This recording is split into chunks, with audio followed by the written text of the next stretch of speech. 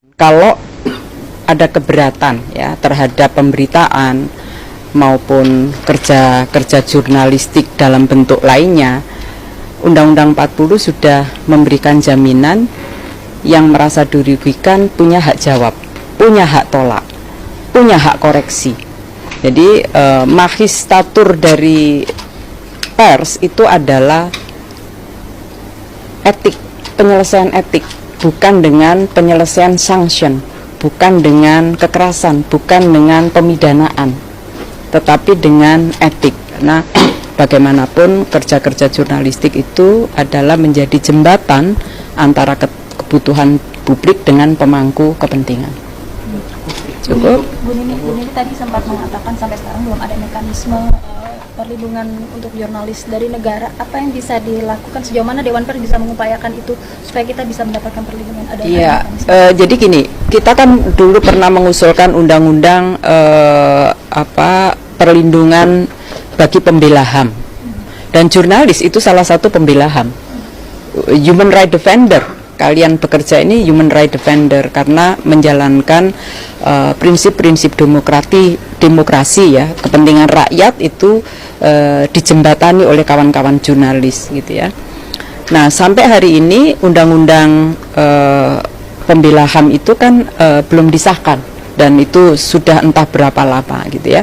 Dewan Pers sebagai institusi yang diberi mandat untuk memastikan kesejahteraan wartawan, kesejahteraan wartawan itu bukan hanya gaji dan jaminan kesehatan, tetapi juga keselamatan kerja, selama ini hanya dinaungi oleh perusahaan. Padahal keselamatan jurnalis itu adalah tanggung jawab negara.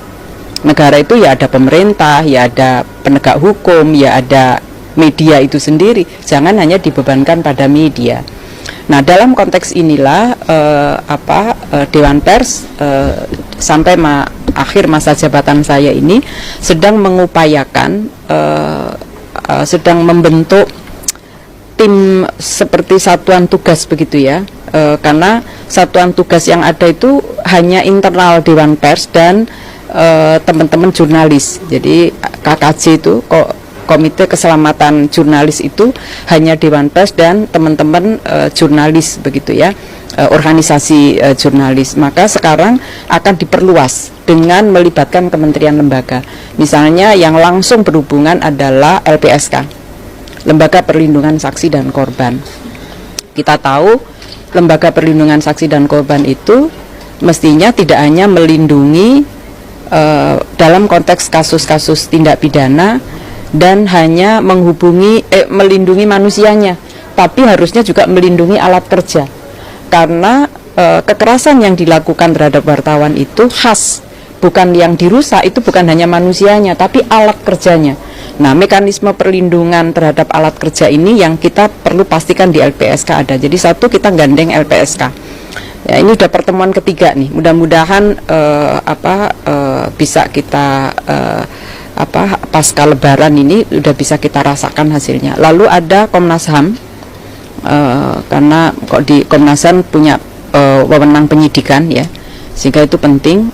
Lalu ada Komnas Perempuan, karena jurnalis perempuan yang 87% tertinggi ya jumlahnya, paling banyak, jumlahnya lebih banyak jurnalis laki-laki, tapi kekerasan yang dialami jurnalis perempuan itu khas. Jadi 87% itu mengalami pelecehan seksual, termasuk di ruang siber. Lalu kemudian kita juga melibatkan Kementerian Hukum dan Kepolisian, Kejaksaan dan Mahkamah Agung. Kenapa? Karena bentuk kriminalisasi itu potensial juga dilakukan melalui pelaporan ke kepolisian dengan menggunakan Undang-Undang ITE. Lalu gugatan ganti rugi melalui gugatan perdata. Nah, ini semua adalah mekanisme perlindungan yang sedang kita kuatkan. Bukan berarti nggak ada ya, sama sekali nggak ada, nggak. Dari negara memang belum ada, tapi dari insan pers dan Dewan Pers ada, yaitu setidaknya melalui MOU. Negara yang sudah melakukan itu baru kepolisian. Ya, kepolisian sudah ada dengan Dewan Pers, ada MOU, sehingga mengurangi intensitas kriminalisasi terhadap kerja-kerja jurnalistik. Yang dikriminalkan bukan hanya jurnalisnya loh, kadang-kadang medianya juga di ini. Jadi kita berharap mudah-mudahan mekanisme ini selesai sambil menunggu undang-undang pembela HAM.